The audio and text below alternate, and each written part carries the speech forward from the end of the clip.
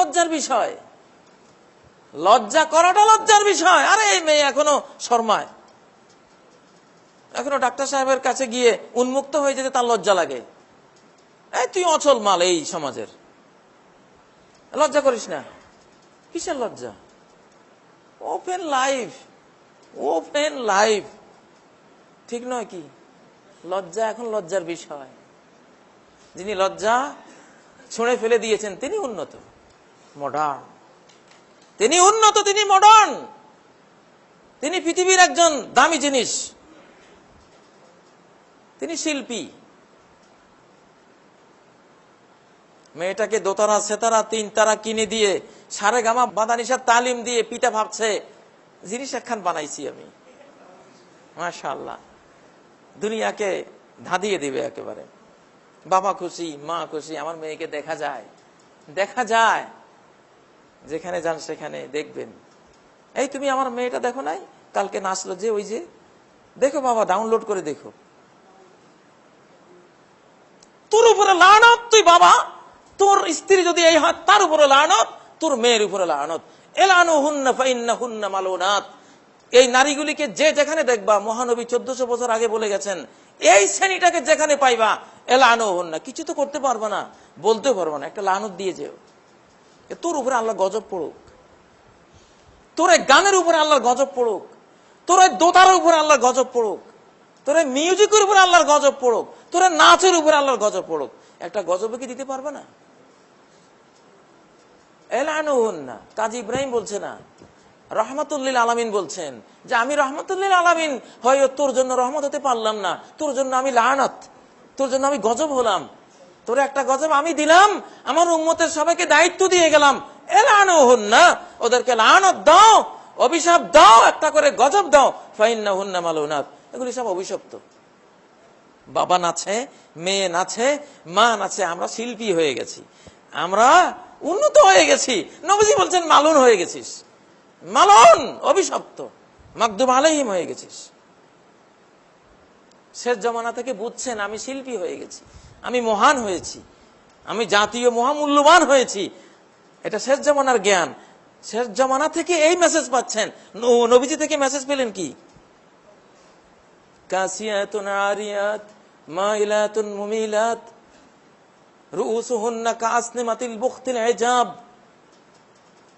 লা ইয়াদখুলুনাল জান্নাহ লা ইয়াদখুলনাল জান্নাহ ওয়া লা ইয়াজিদনা রিহাহা। এরা পোশাক পরা উলঙ্গ নারী, এগুলি পোশাক আছে কিন্তু উলঙ্গ। পোশাকটা পিনপিনে পাতলা, তার স্কিন চামড়া দেখা যায়, অতএব পোশাক পরা উলঙ্গ। পোশাকটা যদি মোটা হয় তাহলে অর্ধ শরীরে পোশাক আছে, বাকি অর্ধেক উন্মুক্ত, অতএব এটা পোশাক পরা উলঙ্গ। পোশাক আছে কিন্তু উলঙ্গ, আল্লাহর কাছে সে উলঙ্গ। মানুষের কাছে সে পোশাক পরিহিতা, আল্লাহর কাছে, আল্লাহ রাসূলের কাছে সে উলঙ্গ। শার্ট প্যান্ট পরেছে, সে মহিলা, শার্ট আর প্যান্ট পরেছে, উলঙ্গ। মানুষের কাছে পোশাক পরিহিতা, আল্লাহর কাছে, আল্লাহ রাসূলের কাছে সে উলঙ্গ, বিবস্ত্র, কবিরা গুনাহগার, মহাপাপী, অভিশপ্ত, লানত প্রাপ্ত। কাসিয়াতুন আরিয়াত, বোরকা পরেছে, এমন বোরকা। আরে ভাই, আপনাকে বলেছি বোরকাটা স্কিন বডি ফিটিং বোরকা বানাবেন, এটা তো একটু ঢোলা হলো। আমার নরসিংদীতে এক মহিলা দর্জিকে ইনসাল্ট করেছে, আপনি বোরকা তো যেভাবে বলেছি বানান না ওইভাবে, এটা বডি ফিটিং হয়নি। তিনি বলেন সরি, ঠিক আছে, এটা আমি পুনরায় তৈরি করে দিচ্ছি। পুনরায় বানালেন। এইবারের বোরকাটা পরার সময় অর্ধেক যাওয়ার পরে ফেটে গেছে, আর উনি হাসছেন, হ্যাঁ এইবার হয়েছে, তবে সেলাইটা একটু মজবুত করে দিও। নিচে যেতে বোরকা ফেটে যাচ্ছে। হ্যাঁ, এইটা আমার একেবারে মন মতো, মনোপুত। থ্যাংক ইউ, তোমারে ধন্যবাদ দিচ্ছি। এই বোরকা ঢাকার জন্য আরেকটা বোরকা পরা ফরজ। এই ধরনের বোরকা ঢাকার জন্য আরেকটা বোরকা লাগবে, এই ধরনের হিজাবের জন্য আরেকটা হিজাব লাগবে। আপনিও তো বলতে পারেন এগুলি তো 1400 বছর আগের পুরনো কথা, মোল্লা মুন্সিরা বলে। বোরকা পরলে কি, না পরলে কি, না পরলে কি হয়? ন্যাশনাল জিওগ্রাফির একটা প্রোগ্রাম দেখবেন, একটা তরুণ এক পাশে বসা, দিব্যি সুন্দর মন নিয়ে বসে আছে, তার ভেতরে কোনো ক্ষয় নাই, লয় নাই, টেনশন নাই, সুন্দরভাবে বসে আছে। একটা তরুণী মেয়েকে সামনে এনে বসিয়ে দিল, যার বোরকা নেই, হিজাব নেই। দেখা গেল তরুণের ভিতরে একটা বিক্রিয়া শুরু হয়েছে, তার ব্রেইনে, তার সারা শরীরে। এরপরে আরেকটা মেয়েকে আনলো, আরো নেকেট। এবার দেখলো হরমোন নিঃসরণ শুরু হয়েছে, শরীরের ভিতরে টেস্টোস্টেরন ক্ষরণ শুরু হয়েছে। স্কিনে দেখা, এই দেখো, শুধু মেয়েটা এসে বসছে, আর কিছু করে নাই, ও বসে আছে ওর জায়গায় তরুণটার পাশে। কি সেন্সিটিভ যে তার যে যৌবনের হরমোনটা আল্লাহ দিয়েছেন, তার ভিতরে ক্ষয় হওয়া শুরু হয়েছে, তার ভিতরে তোলপাড় হয়ে যাচ্ছে ব্রেইনের ফ্রন্টাল লোবের মধ্যে দেখাচ্ছে।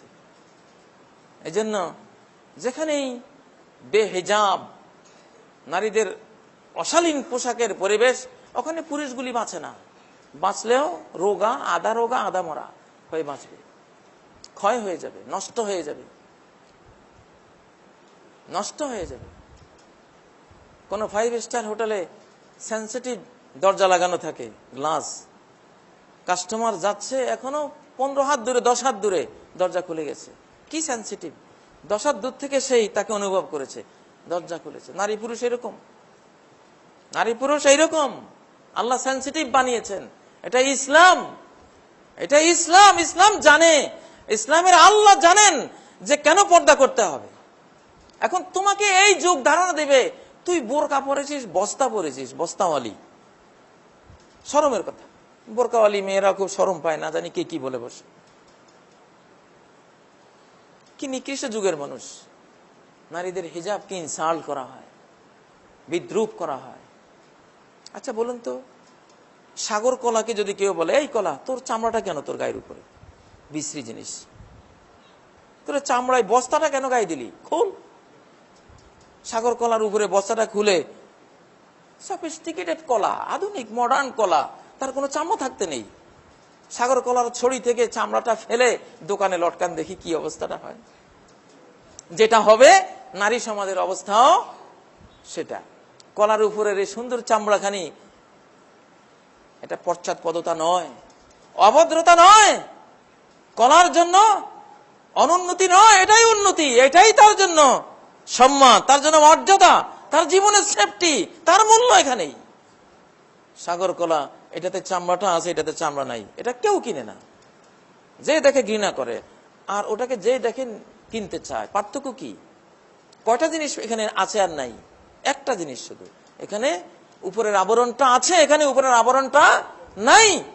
এই একটা আবরণের অভাবে এটা মূল্যহীন হয়ে গেল। হয়তো পুলিশও আটক করবে তাকে, তুই এমন কলাই দোকানে কেন তুললি, অস্বাস্থ্যকর। যারা বিষাক্ত খাদ্য, জীবাণু আক্রান্ত খাদ্য, এগুলির বিরুদ্ধে কাজ করে, ওই ব্রাঞ্চ তাকে দেখলে তাকে অ্যারেস্ট করবে। এই কলা খেয়ে মানুষ অসুস্থ হয়ে যাবে। প্রিয় ভাইয়েরা, এই জামানার অবস্থা দেখে আপনি বুঝবেন না আপনি কি হয়েছেন। এই জামানা থেকে আইডিয়া পাবেন না যে আপনি কি হয়েছেন।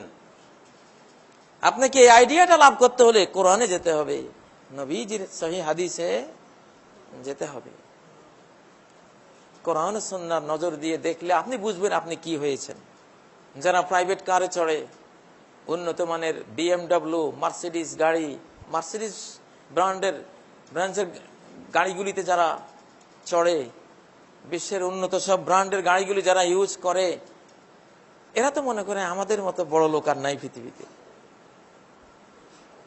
এরা মসজিদের দুয়ারে সেই গাড়িগুলো হাঁকিয়ে ঘর কাছেই হেঁটে আসতে পারে এক কদমে। জুমার দিনে এক কদমে 1 বছরের রোজার সওয়াব, 1 বছরের সমস্ত রাতের নফল নামাজের সওয়াব। আল্লাহু আকবার। সে কদমটা দিল না, একটু সামান্য দূর গাড়িটা চালিয়ে আসলো এখানে। সে মনে করে কত উন্নত, কত ভালো, আমি গাড়ি চালিয়ে আসছি, আমার একটা গাড়ি আছে, সবাই আমার দিকে তাকিয়ে আমাকে চায়, আমি একজন উন্নত মানুষ।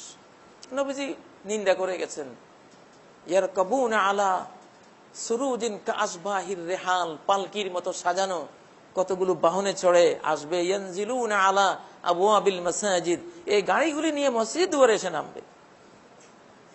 মুসাফির হলে এক ভিন্ন কথা, মুসাফিররা শত শত কিলোমিটার পার হয়, তারা গাড়ি থেকে নেমে চলা পড়ে, ওটা না। এতে বাড়ির এলাকার মানুষ সেও একটু পায়ে হেঁটে আসাকে প্রেস্টিজের হ্যাম্পার মনে করে, এত প্রেস্টিজ ওয়ালা হয়ে গেছে। নিসাহুম কাসিয়াত নারিয়াত, এই উন্নত ব্র্যান্ডের BMW মার্সিডিস ওয়ালা মানুষগুলির মহিলাদের অবস্থা হলো কাসিয়াত নারিয়াত, প্রায়গুলি পোশাক পরা উলঙ্গ। মা এলাতুন মুমিলাত, স্বামীর দিকে মন নাই, মন হলো রাস্তার বন্ধুর দিকে। রাস্তার বন্ধুকে আকর্ষণ করার জন্যই ওই ড্রেস নিয়ে বের হয়। উপরে যতই ফিটফাট দেখো, ভিতরে কিন্তু ভয়াবহ অবস্থা এদের।